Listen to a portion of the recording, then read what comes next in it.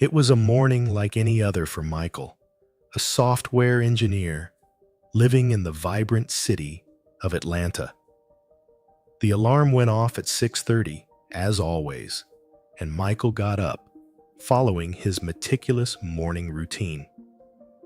A brief workout, a refreshing shower, and a balanced breakfast before putting on his usual attire, a neatly pressed shirt and dark pants, meticulously chosen to convey professionalism and seriousness. Michael left his apartment promptly at 7:45, enjoying the short walk to the subway station. The city was waking up around him, with the first rays of sunlight illuminating the busy avenues and people starting their day in a hurry and with purpose. On the subway, he lost himself in his favorite programming book, absorbing every line as he mentally prepared for the demands of the day ahead. Upon arriving at work, he exchanged friendly greetings with the doormen and colleagues. His presence, a comforting constant in everyone's routine. Nothing indicated that this day would be different from the others. Nothing suggested it would be the day that would test not only his character, but that of the people around him. When Michael entered the elevator of the building where he worked, carrying the serenity of the calm morning he had begun, he pressed the button for the 12th floor, where his office awaited him. As the elevator began its ascent, the doors opened again on the 3rd floor. 3 women, whom he vaguely recognized from the marketing department, quickly entered and started an animated conversation among themselves. The atmosphere changed abruptly when one of them noticed Michael's presence. Silence fell over the group like a heavy curtain, and one of the women, with a look of disdain, said in a low but clearly audible voice, "I'd rather wait for the next one." Her companions murmured their agreement, casting furtive and uncomfortable glances in Michael's direction. Disturbed but maintaining his composure, Michael tried to ignore the comment. He wondered if there was something wrong with him or his clothing, but the truth was deeper and more unsettling. The elevator continued to rise, but with each floor, the weight of the prejudice that Michael had just witnessed seemed to make the space feel increasingly confined. As the elevator continued its ascent, the uncomfortable silence was broken by one of the women who, unable to contain her discontent, addressed Michael. "It's nothing personal, you know. We just prefer a little more space," she said, her voice tinged with calculated coldness. Michael, whose morning had been flowing along like any other, felt a tightening in his chest. He was well acquainted with this kind of veiled insinuation. With a calm forged by the necessity of facing such situations more often than he would like, he responded, "I understand. We all need space." But the words seemed to only escalate the situation further. "It's not just about space," another woman interjected, her voice rising a little more than necessary. "It's about who we share that space with, too." The elevator, now a minefield of palpable tension, seemed to be ascending far too slowly. Michael stared intently at the numbers indicating the floors, wishing for the journey to end. Each second spent in that confined space, with the prejudice hanging in the air like a toxic fog, felt like it was stretching indefinitely. The elevator finally reached the 10th floor, and the doors opened with a soft ding that usually signaled relief for Michael. But today, there was no relief, only the weight of an unresolved confrontation following him like a dark shadow. He hesitantly stepped out, followed by the 3 women, still immersed in the echoes of the words exchanged moments before. In this critical moment, As Michael considered heading toward the tranquility of his office, a familiar voice called his name from the end of the hallway. It was Mr. Thompson, the company's CEO, whose presence always brought a certain formality to the environment. He walked toward the group with a concerned expression, having witnessed the last fragments of the dialogue as he approached the elevator. "Michael, are you okay?" Mr. Thompson asked, his gaze mixing concern with firmness. Before Michael could respond, Mr. Thompson turned to the women, his rigid posture conveying immediate disapproval. "I heard what was said in the elevator. That is unacceptable here." The women, now pale in the presence of Mr. Thompson's authority, exchanged nervous glances. One of them tried to formulate an explanation, starting with, "Mr. Thompson, we just," but was interrupted by a decisive gesture of his hand. "There is no justification for such behavior. I expect better from everyone in this company." The boss then addressed one of the women directly, who seemed to be the most outspoken of the group. "Unfortunately, this will have consequences. Please come with me to my office now."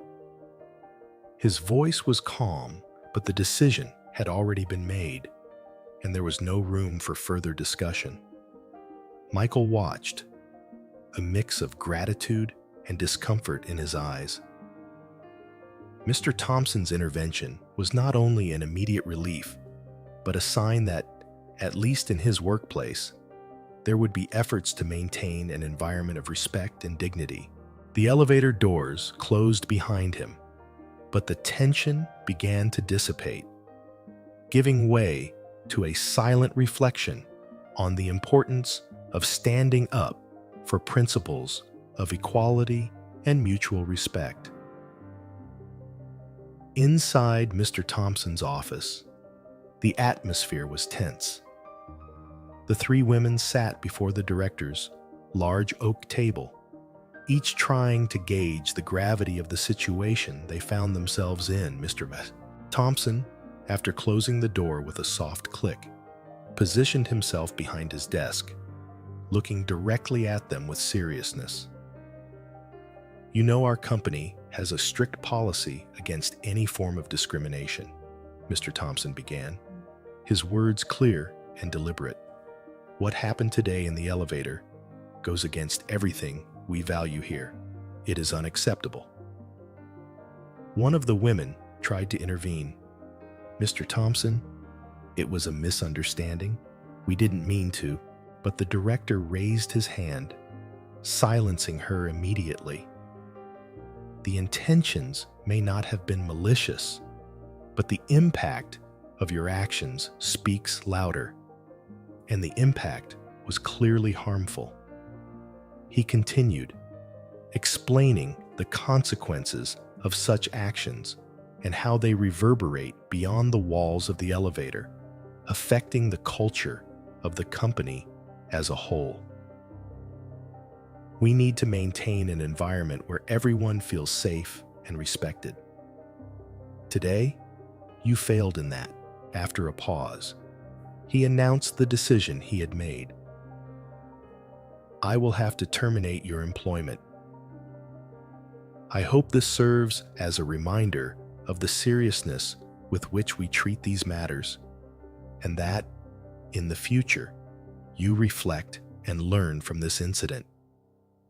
The women, now aware of the gravity of their actions, left the office in silence, the reality of their terminations weighing heavily on them. Meanwhile, Michael, who had been waiting outside, was called in.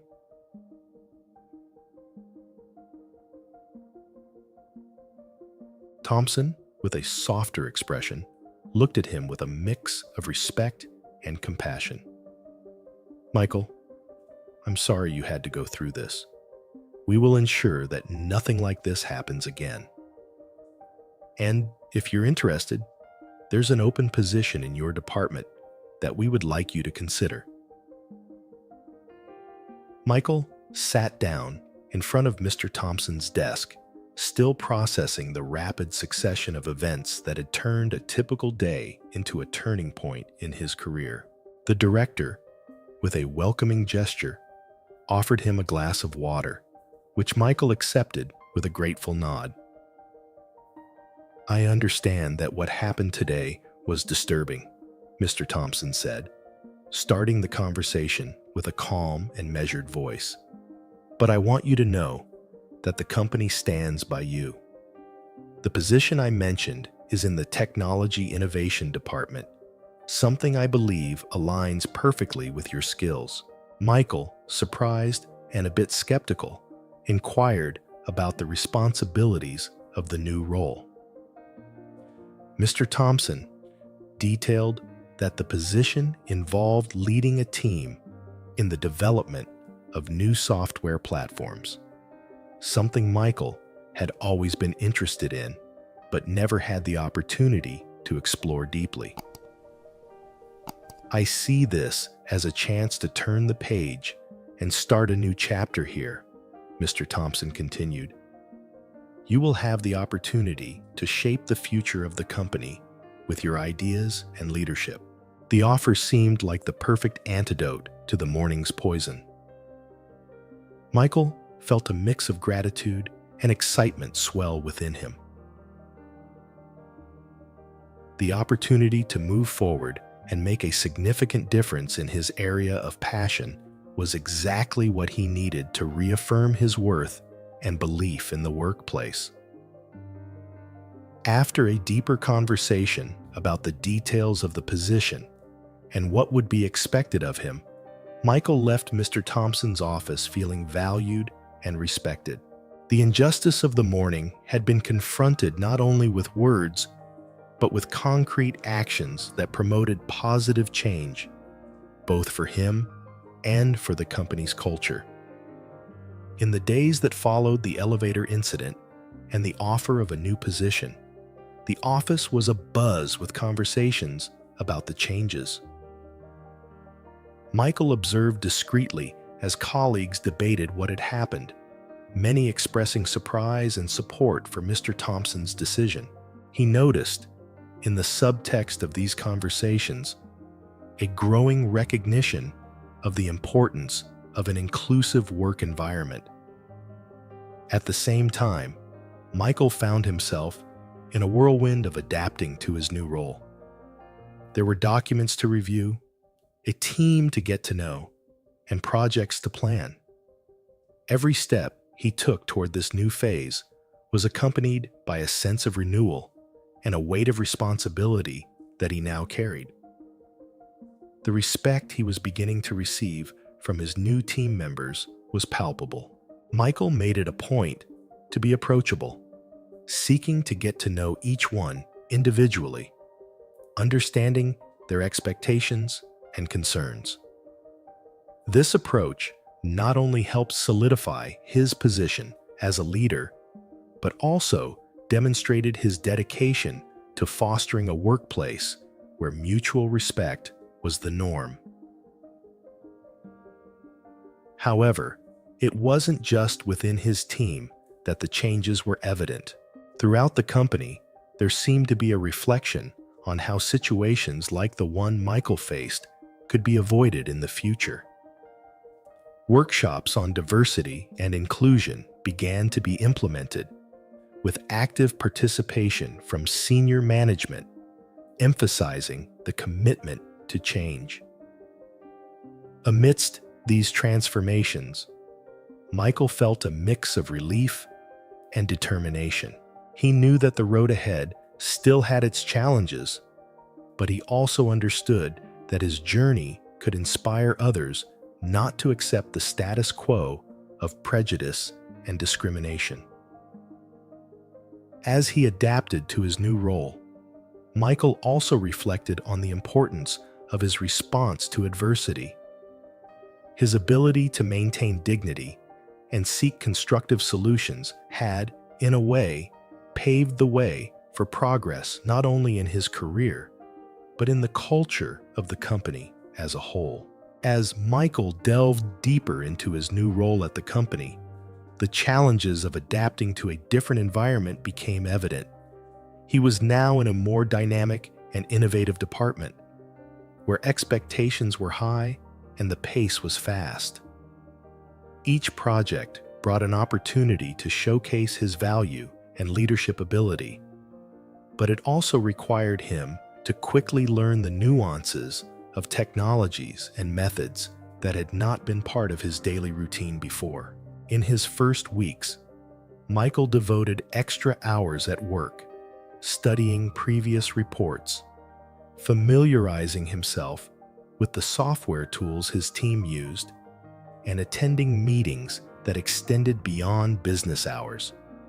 His desk was always cluttered with notes and manuals, a testament to the effort he was putting in to not only meet but exceed expectations. His team, noticing their new leader's commitment, began to respond with equal dedication. Michael made a point of involving everyone in important decisions and sought constant feedback to ensure that all voices were heard. This collaborative leadership style not only boosted the team's productivity, but also strengthened the camaraderie among its members. During team meetings, Michael emphasized the importance of innovation and creativity, encouraging his colleagues to think outside the box and bring new ideas to the table. He knew that each challenge presented was an opportunity to demonstrate that his change in position was not merely a response to an adverse situation, but a well-thought-out decision that would benefit the entire company. The impact of his leadership began to be felt not only in his team, but throughout the department. Other managers started to adopt some of his practices, and the overall atmosphere at work became more positive and energized. The transformation Michael was helping to drive was a testament to the fact that adversity can indeed lead to significant opportunities for personal and professional growth. Over time, the long hours and hard work began to pay off. Projects that had been stalled before his arrival were successfully completed, and his team was now at the forefront of some of the company's most promising initiatives. Michael looked back at the challenges he had faced and smiled, knowing that each tough step had been a rung on the ladder to a better future. As the months passed, Michael's progress in his new position became remarkably visible. He not only established himself as an effective leader within his team, but his contributions began to significantly influence the direction of the company's projects. It was evident that his passion and dedication were raising the standard of work, inspiring not only his team, but also other parts of the organization. In one of the quarterly meetings, Michael had the opportunity to present the results of an innovative project that his team had developed under his leadership. The project not only met the demands of the current market, but also anticipated future trends, positioning the company ahead of its competitors. His presentation was met with enthusiasm and applause, a recognition of the positive impact he was bringing to the company. The confidence that Mr. Thompson had placed in him by offering him the new position now seemed a prophetic decision. Michael not only met the expectation, but exceeded it, using each challenge as a lever for personal and professional growth. His commitment to fostering an inclusive and respectful environment also began to reflect throughout the company, with various diversity initiatives being implemented. In addition to his professional successes, Michael also began to receive external recognition. He was invited to participate in conferences and seminars as a speaker, where he shared not only his technical insights, but also his experiences in overcoming adversity and promoting inclusion in the workplace. This recognition brought a new layer of personal fulfillment to Michael. He felt gratified to be able to use his platform to inspire others, showing that it is possible to transform negative situations into opportunities to advocate for positive and lasting change. As he continued to climb in his career, Michael remained humble and focused. He knew that each small success was a building block in constructing a career that he hoped would be not only successful, but also exemplary and inspiring. His example was already shaping the company culture, and he was determined to continue that legacy. As he reflected on his journey, Michael often thought about how a single day had transformed his life in ways he could never have imagined. He had become a leader not only in his company, but also in the community, frequently speaking about the importance of diversity and inclusion in corporate environments. During a meeting with young professionals, he shared his story, highlighting how support and fair leadership can alter the course of a person's career. It's essential that each of us is aware of the impact our words and actions have on others, he advised. His message resonated especially strongly with those facing their own challenges. At another moment, in a panel on diversity, Michael discussed how adversity can be a powerful teacher.